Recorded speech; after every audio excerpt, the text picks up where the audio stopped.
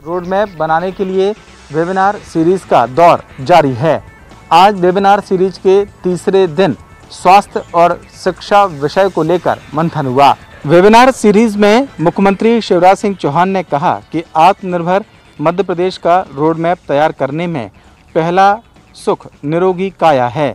शिक्षा जीने की कला सिखाती है तो अच्छा स्वास्थ्य जीवन देता है। ग्रामीण क्षेत्रों में स्वास्थ्य सुविधा पहुँचे और जनता को लाभ मिले। सरकारी अस्पतालों के साथ निजी अस्पताल भी गांवों में उपयोगी हो सकते हैं।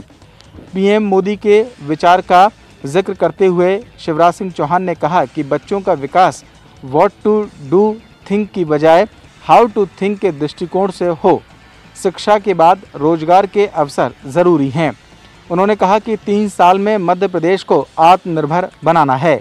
नई शिक्षा नीति से देश में बदलाव होगा। उन्होंने कहा कि बच्चों को नैतिक शिक्षा भी जरूरी है। माना जा रहा है कि 4 दिनों की इस वेबिनार सीरीज में जो सुझाव आएंगे उन सब का समावेश करके मध्य प्रदेश के मुख्यमंत्री शिवराज सिंह चौहान आने वाली 15 अगस्त को आत्मनिर्भर मध्य प्रदेश का रोड मैप जनता के सामने पेश करेंगे। प्रदेश में अवैध उत्खनन का मामला एक बार फिर से गर्म हो उठा है। पूर्व मंत्री डॉक्टर गोविंद सिंह ने अब प्रदेश सरकार के खिलाफ मोर्चा खोलने की तैयारी कर ली है। इसको लेकर डॉक्टर गोविंद सिंह ने अब 15 अगस्त को भिंड इलाके में सत्याग्रह करने का ऐलान किया है। डॉक्टर गोविंद सिंह का आरोप है कि प्रदेश में बड़े पैमाने पर अवैध उत्खनन हो रहा है। भिंड और उसके आसपास के इलाके में अवैध खनन धड़ल्ले से जारी है।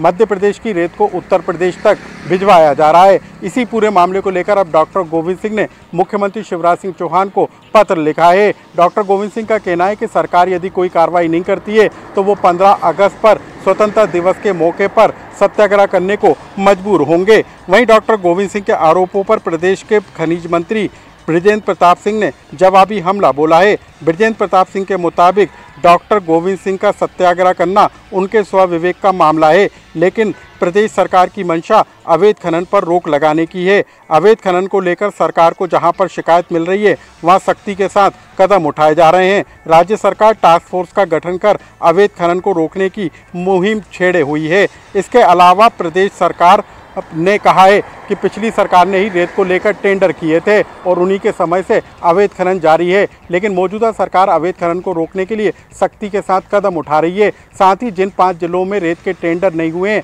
वहां पर अक्टूबर तक पूरी कार्रवाई कर ली जाएगी। बहरहाल प्रदेश में एक बार फिर अवैध खनन का मुद्दा गर्म हो उठा है।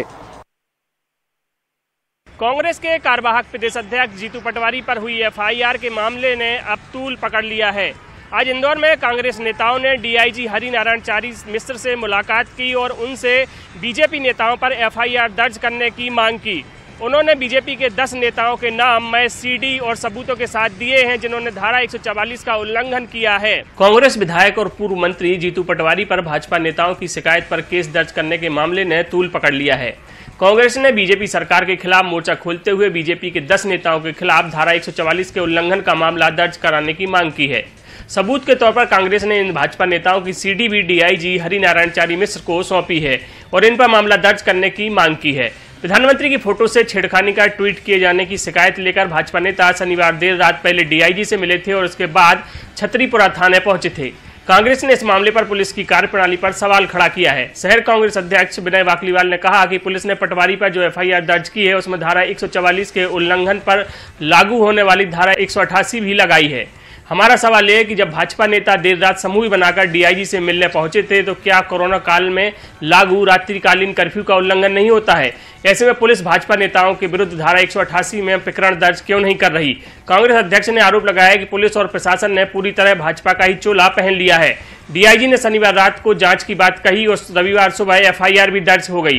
क्या रात भर में जांच पूरी भी कर ली गई? ऐसे में पुलिस की कार्यप्रणाली पर कई सवाल खड़े हो रहे हैं। कांग्रेस नेताओं ने चेतावनी दी है कि यदि 3 दिन के अंदर बीजेपी नेताओं के खिलाफ कार्रवाई नहीं हुई तो वो प्रदेश भर में आंदोलन करेंगे और उसके खिलाफ सड़कों पर उतरेंगे। निजी स्कूलों द्वारा मनमानी फीस वसूली को लेकर मध्य प्रदेश हाईकोर्ट में दायर सभी 8 याचिकाओं पर आज एक बार फिर सुनवाई की गई। सुनवाई के दौरान सीबीएसई का जवाब न आने पर हाईकोर्ट ने अंतिम मोहलत देते हुए सभी मामलों पर अगली सुनवाई 24 अगस्त को नियत कर दी है। गौरतलब है कि कोरोना काल में मनमानी फीस वसूली के खिलाफ कई सामाजिक और अभिभावक संगठन हाईकोर्ट पहुंचे थे। इस दरमियान मध्य प्रदेश सरकार ने भी अपने अलग अलग आदेशों में मध्य प्रदेश के तमाम निजी स्कूलों को निर्देशित किया था कि वे फिलहाल सिर्फ ट्यूशन फीस के अलावा अन्य किसी मद की फीस ना वसूलें। बावजूद इसके निजी स्कूलों की मनमानी जारी रही। हाईकोर्ट में लंबित 8 याचिकाओं में से एक नागरिक उपभोक्ता मार्गदर्शक मंच द्वारा मामले में आज एक आवेदन भी पेश किया गया। इस आवेदन के द्वारा याचिका में संशोधन की मांग भी की गई है। याचिकाकर्ता ने पक्ष रखा है कि 30 जुलाई को मध्य प्रदेश सरकार द्वारा प्रदेश के समस्त स्कूलों के लिए आदेश जारी करते हुए प्राइमरी से लेकर सेकेंडरी क्लासेस के लिए अलग अलग समय में ऑनलाइन सिलेबस लर्निंग प्रोग्राम चलाने के निर्देश दिए गए थे। याचिकाकर्ताओं की ओर से इस मामले पर इस आदेश को चुनौती दी गई है और यह दलील दी गई है कि IMA और चिकित्सक ऑनलाइन एजुकेशन से दूर रहने की बात कह रहे हैं, जो बच्चों की आंखों के लिए बेहद हानिकारक है। वहीं कई मीडिया रिपोर्ट्स यह भी बतला रही है कि ऑनलाइन लर्निंग क्लासेस से छात्र पोर्नोग्राफी की ओर बढ़ रहे हैं। इन तमाम याचिकाओं पर मध्य प्रदेश हाईकोर्ट 24 अगस्त तक शायद कोई बड़ा फैसला दे सकता है। मध्य प्रदेश में आज से ट्रकों के पहिए थम गए हैं, यानी ट्रांसपोर्टर्स आज से 3 दिवसीय हड़ताल पर हैं और उनकी मांग ये है कि दूसरे राज्यों के मुकाबले मध्य प्रदेश में डीजल पर जो वैट है वो ज़्यादा है और अभी जिस तरह से लॉकडाउन रहा है उससे ट्रांसपोर्टर्स पर ये जो डीजल पर वैट लगाया जा रहा है वो बहुत ज़्यादा है। ऐसे में जो डीजल पर वैट कम किया जाए तो वहीं दूसरी तरफ जो अवैध वसूली चेक पोस्ट पर की जाती है उन पर लगाम कसी जाए, क्योंकि हर चेक पोस्ट से गुजरने वाले जो ट्रक ड्राइवर्स हैं उनको जगह जगह पर जो अवैध वसूली की जाती है उसकी भरपाई करनी होती है। ऐसे में जो ट्रांसपोर्टर्स हैं उनको काफ़ी नुकसान हो रहा है और यही वजह है कि अब अपनी मांगे मनवाने के लिए जो ट्रांसपोर्टर्स हैं वो हड़ताल पर चले गए हैं और 4 सूत्रीय मांगों को लेकर जो ट्रांसपोर्टर्स हैं वो प्रदेश व्यापी 3 दिवसीय हड़ताल पर हैं, जिसमें पहली मांग ये है कि जो अवैध वसूली है उसको रोका जाए। दूसरी तरफ जो लॉकडाउन के 3 महीनों के दौरान जो ट्रांसपोर्टर्स से जो टैक्स वसूला जा रहा है उस टैक्स को माफ़ किया जाए।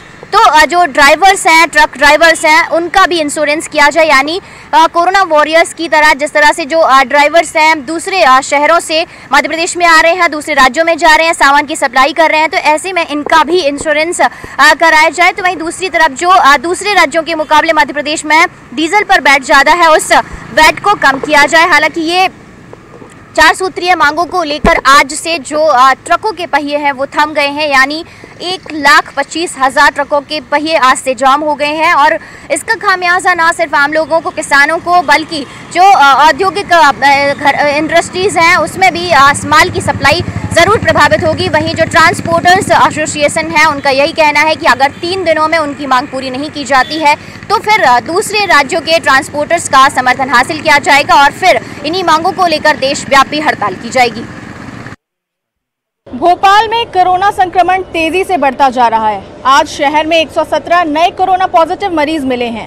इन पॉजिटिव मिले मरीजों में से खास बात यह है कि बाग सेवनिया क्षेत्र में से आपस में सटे 2 मकानों में से 13 नए संक्रमित मरीज मिले हैं।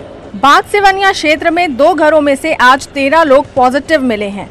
2 घरों में से एक साथ इतनी बड़ी संख्या में मरीज मिलने का ये पहला मामला शहर में है।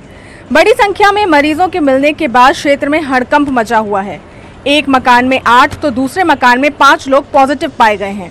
कोलार एसडीएम को बस्ती में सोशल डिस्टेंसिंग का मुआयना करने के लिए भेजा जा रहा है।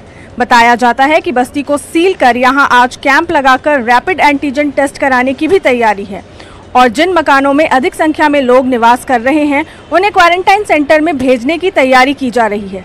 वहीं प्रशासन का जोर अब होम आइसोलेशन पर भी है। बिना लक्षण वाले मरीजों के लिए ये व्यवस्था शुरू की गई है। शासन स्तर पर होम आइसोलेशन की नीति को लेकर के कुछ बदलाव किए गए हैं। जो लोग संक्रमित पाए गए हैं उनके सदस्यों को अब होम आइसोलेट करने पर प्राथमिकता दी जा रही है। जिन लोगों में लक्षण नहीं दिख रहे हैं उन्हें होम आइसोलेट भी किया जा रहा है। 12 ज्योतिर्लिंगों में से एक उज्जैन का महाकालेश्वर मंदिर अब जल्द ही 250 किलो सोने से चमकने लग जाएगा।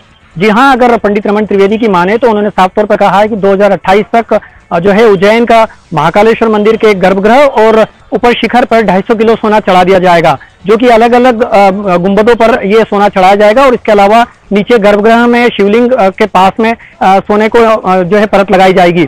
फिलहाल जो है पंडित रमन त्रिवेदी के अनुसार 2 व्यापारियों से बात कर ली गई है, जिसमें एक उज्जैन का व्यापारी है जिसमें 1.25 किलो सोने चढ़ाने की बात पे रजामंदी कर ली है, और उसके अलावा मुंबई का एक हीरा व्यापारी है, उन्होंने भी जो है सोना चढ़ाने की बात को है हाँ कर दी है। और इसके बाद इस रजामंदी के बाद अब माना जा रहा है कि अगले 2028 तक जल्द ही ये सोना उज्जैन के महाकालेश्वर मंदिर पर दमकने लगेगा। शाजापुर में भी इंद्रदेव की बेरुखी लगातार बनी हुई है और यहाँ पर लोगों को अब भी झमाझम बारिश का इंतजार है। आंकड़ों के लिहाज से देखें तो पिछले साल 10 अगस्त तक जिले में जो है 28 इंच से ज़्यादा बारिश हो चुकी थी, लेकिन इस बार ये आंकड़ा महज 15 इंच पर पहुंचा है। हालांकि सबसे कम बारिश जो है शाजापुर जिला मुख्यालय पर देखने को मिली। मोहन बड़ोदिया और कालापीपल क्षेत्र में हालांकि बारिश ठीक हुई है, लेकिन उतनी नहीं हुई जितनी पिछले साल हुई थी। पिछले साल अच्छी बारिश के चलते जो है चिल्ला डैम लबालब हो चुका था और लगभग 23 फीट चिल्ला डैम भर चुका था, लेकिन इस बार 23 फीट वाला चिल्ला डैम जो है महज 3 फीट भर पाया है। इसी के साथ लखुंदा डैम में भी अब तक महज 2 फीट पानी आया। पिछले साल बारिश के चलते कालापीपल क्षेत्र के कई गांवों में बाढ़ के हालात बन गए थे और एनडीआरएफ को मोर्चा संभालना पड़ा था, लेकिन इस बार हालात बिल्कुल जुदा है।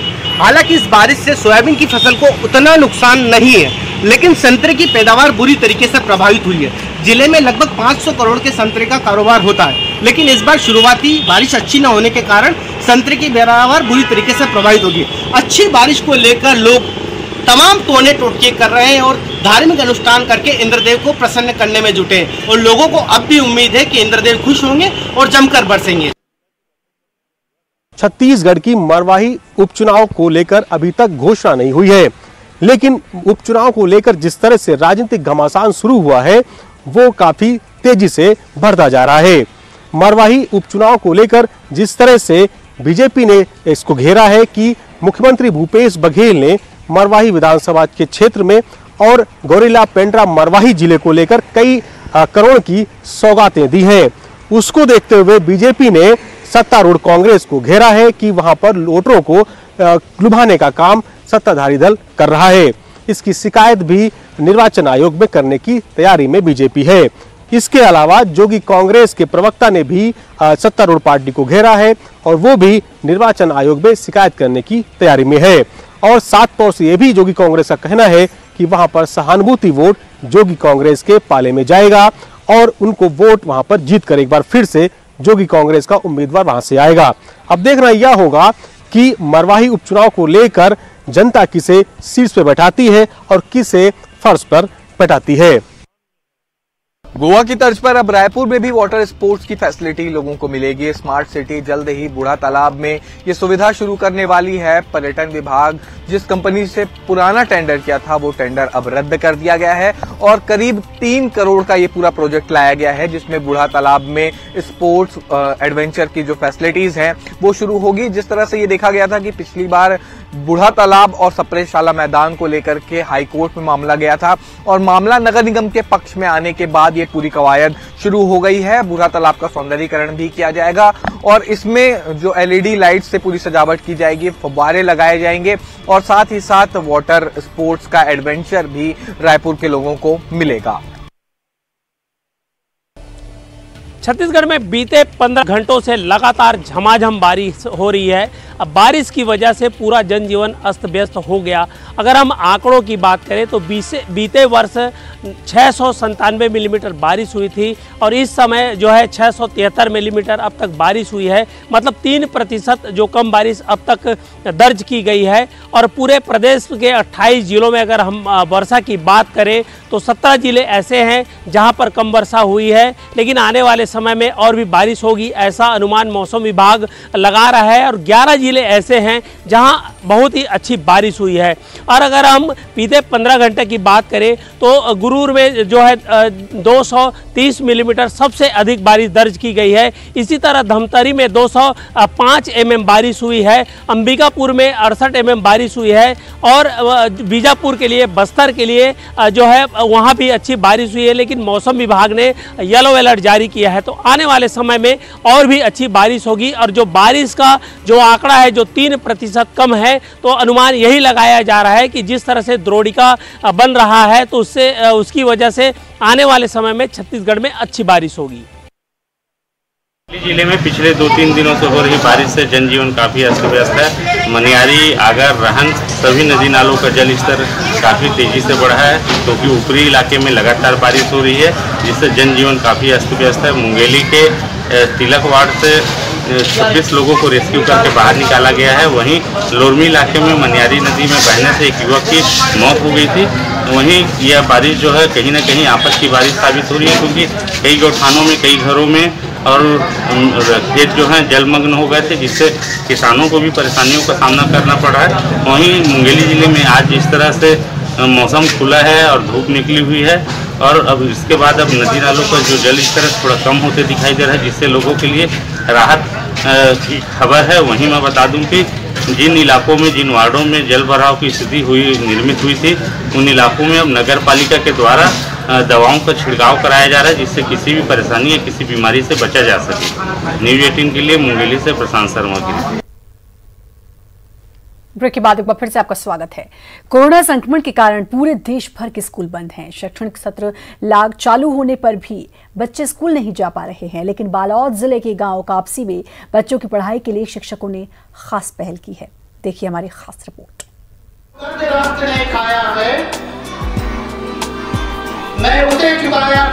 ये आवाज किसी सियासी मजमे की नहीं, न ही किसी योजना की घोषणा हो रही है, बल्कि बच्चों की पढ़ाई हो रही है। जी हाँ, यहाँ मास्टर साहब लाउड स्पीकर से बच्चों को पढ़ाई करवा रहे हैं। दरअसल कोरोना संक्रमण के चलते पूरे देश के स्कूल बंद हैं, वहीं शैक्षणिक सत्र चालू होने पर बच्चे स्कूल नहीं जा पा रहे। मगर बालोद जिले के गांव कापसी में अब बच्चे घर के बाहर रंगमंच पर बैठकर पढ़ाई कर रहे हैं। बच्चों को संक्रमण से बचाते हुए सोशल डिस्टेंसिंग के साथ तालीम दी जा रही है, ताकि छात्र सुरक्षित रहते हुए शिक्षित भी हों। पहली कक्षा में बैठ के पढ़त रहिए, लाउड स्पीकर के माध्यम से पढ़ाते। अभी कोरोना वायरस के कारण घर के माहौटी में बैठ के पढ़ते। दरअसल सरकार ने कोरोना के चलते बच्चों को घर पर ही शिक्षा देने के लिए तुहार शिक्षा तुहार द्वार योजना चलाई है, जिसमें स्मार्टफोन के जरिए बच्चों की वर्चुअल क्लास की बात हुई थी। लेकिन ग्रामीण इलाकों में स्मार्टफोन के अभाव और नेटवर्क की समस्या के चलते ये तरीका निकाला गया। इस जुगाड़ से सोशल डिस्टेंसिंग तो कायम हो ही रही है, साथ ही बच्चे भी मजे से पढ़ाई कर रहे हैं। संतोष साहू, न्यूज़ 18 बालोद।